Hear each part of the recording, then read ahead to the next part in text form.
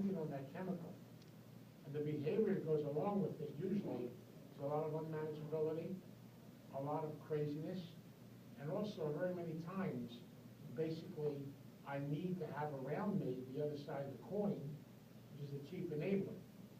Chief enabler is the individual that's always trying to rescue, always trying to save, always trying to fix the other individual. At the same time, they are just addicted to the codependent person as the person is addicted to them. I have a nickname, I call it hostage taking. And so literally what I do, because literally I can't deal with what's going on in my own life, I play a game.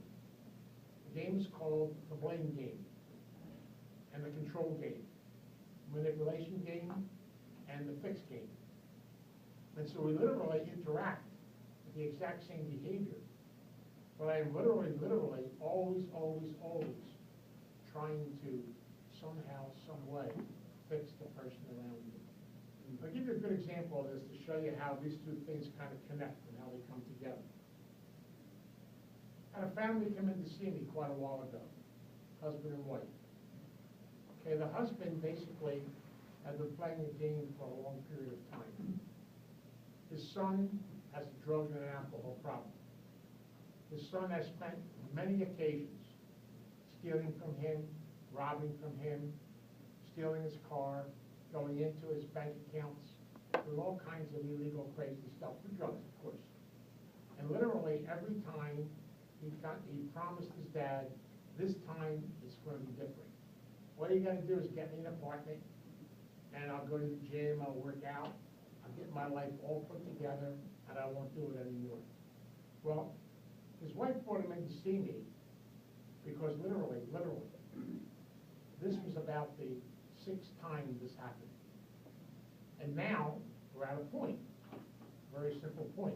The point goes like this. He's now serving time in jail for all the felonies and things that he did. And he's eligible for parole. But here's the rules. He can leave the jail if he has a place to go to. So he's asking his father, he's telling his father, get me an apartment, set me up, I'll take care of everything, and I'm not going to use it anymore. The parole officer wants him to go to a halfway house and go into treatment. Now he's got a choice. And so literally working with the father, I was trying to convince the father that the most honest choice, the most best choice for that addict is to go to the halfway house and go into treatment. But the father figures he made a promise, here we go again. The chief enabler is famous for that. I compare the chief enabler very many times to a battered woman, or someone battered in a relationship, where there's always that concept is that this time it's going to be different. This time it won't happen. There's always the promises, and the promises that can't be kept. At the same time, there's like a manipulation taking place, because what you do is, the addict is very good at playing on the guilt and being able to get someone to literally clean their messes up to them. And at the same time, they can spend a lot of time blaming people. Always love the one, I work in recovery and the way it works. People that say, I drink because of you. Or I use drugs because you make me. I love that.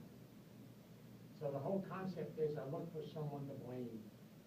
Or the cop did this to me, or the other one did that to me, back and forth, and everything else under the insanity goes along with it.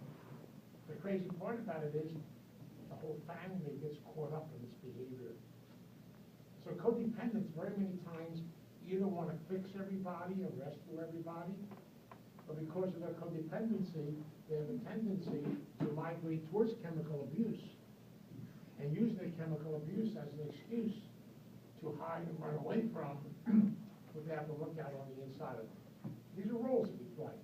And the scary part about it is, once you get into the role, it's very difficult to get out of it. It's like a cycle. It goes on, it goes on, it goes on, it goes on.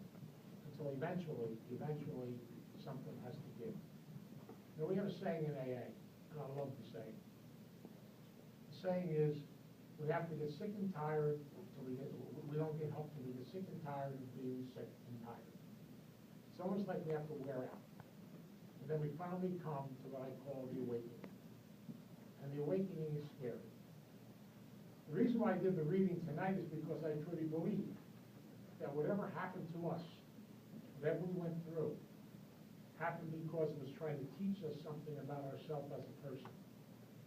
And one of the things we do a lot of is denying it. Because I don't want things to be the way they are. I don't want to face what I have to face. I don't want to feel what I have to feel. And yet in reality, it's probably the best teachable moment of your life. But we have this thing called, my father used to say it all the time, it's an Italian saying, it's called compitoso. We have a thing called, we're brickheads, which means we're hardheads. And we learn the hard way. You know, it's amazing sometimes how you can explain something to a person, but until we're ready, if we don't believe it, we come to the awakening. And sometimes things have to happen to wake us up. That's okay. In codependence, we have a tendency very many times, man, we're going to wear ourselves out. And I use that example. I go back, I used it a couple weeks ago. I used it again, that little comic strip where we have Charlie Brown and Lucy. Remember Lucy the addict holding the football for Charlie Brown, the codependent, to kick? And Charlie goes to kick it and she pulls it away. And he falls on his ass. And he gets up and cleans up and does it again, and does it again, and does it again, and does it again, and does it again. They finally say to Charlie, don't you get it? She's not going to hold the football. And Charlie says, someday she will. Who's going to wear out first? The insanity things that we do. I was so scared.